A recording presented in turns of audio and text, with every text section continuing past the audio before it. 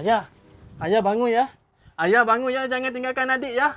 Ayah, ayah jangan mati ya. Ayah, adik perlukan. Adik cakap apa ni? Ayah tidur je lah.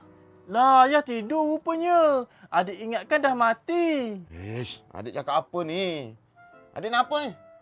Adik nak duit? Ayah, jangan main-main ya. Ayah. Ayah mana nak duit?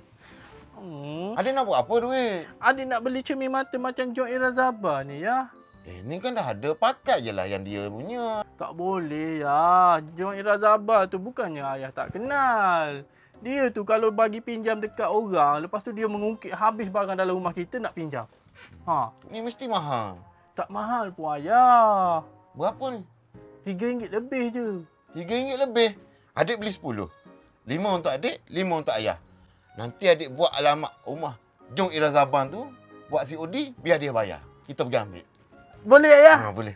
Baik ya. Tapi dalam beg kuning pun ada juga ya. Dalam beg kuning ada? Ada.